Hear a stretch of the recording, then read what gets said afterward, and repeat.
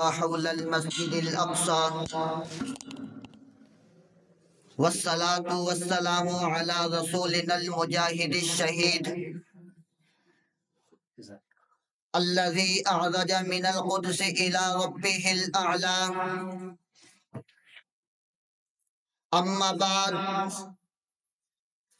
لقد قال الله تبارك وتعالى: سبحان الذي أسرى بعبده ليلا من المسجد الحرام إلى المسجد الأقصى. وقال النبي صلى الله عليه وسلم: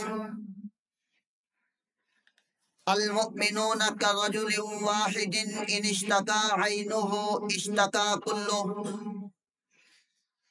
وإن اشتكى رأسه اشتكى كله،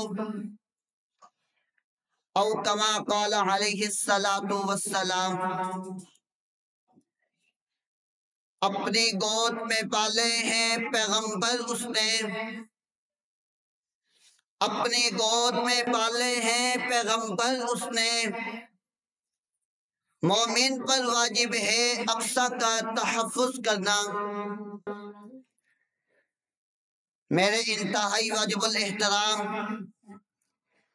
مسند انصاف پر منصفین عظام اور علماء کرام، السلام علیکم ورحمۃ اللہ وبرکاتہ.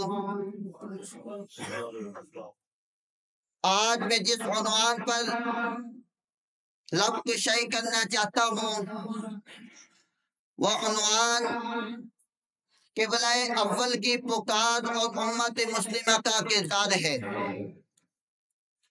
سامعین محترم، مسجد اقصی کا بابرکت باعظمت ہونا قرآن سے ثابت ہے.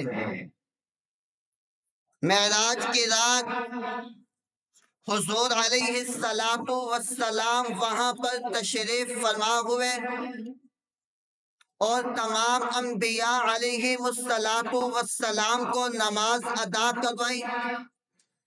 بلکہ اس کی عظمت اس بات سے بھی عیاں ہے کہ رسول اللہ صلی اللہ علیہ وسلم نے 16 یا 17 ماہ اس کی طرف رخ مبارک کر کے نماز ادا فرمائی. بعد ازاں قبلہ تبدیل ہو کر مقدس بیت اللہ کر دیا گیا.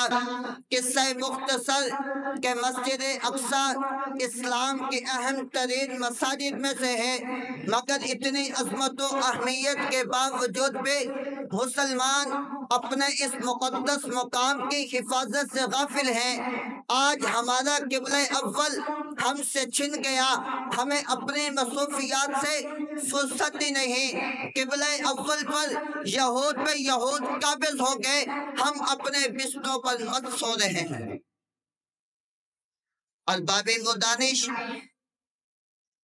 وہاں پر ہمارے مسلمان بھائی جو شہید ہو رہے ہیں، اگر ہم وہاں جا نہیں سکتے مگر ہم نے اپنی دعاؤں سے ہی بھلا دیا.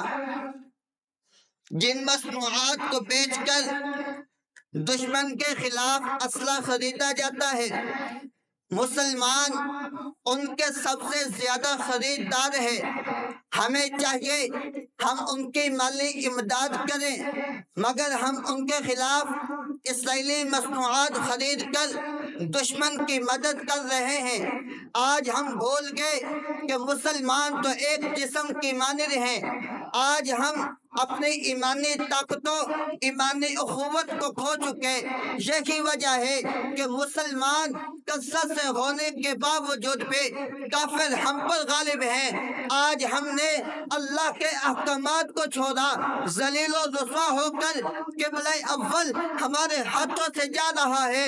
اگر ہم میں ایمان کامل ہوتا تو ہم ہی بلند و کامیاب ہوتے. وَأَنْتُمُ الْأَعْلَوْنَ إِن كُنْتُمْ مُؤْمِنِينَ. بس ہمیں چاہیے ہم اپنے ایمان کو جانچیں کہ ہم ایمان کے کس معیار پر ہیں. والسلام.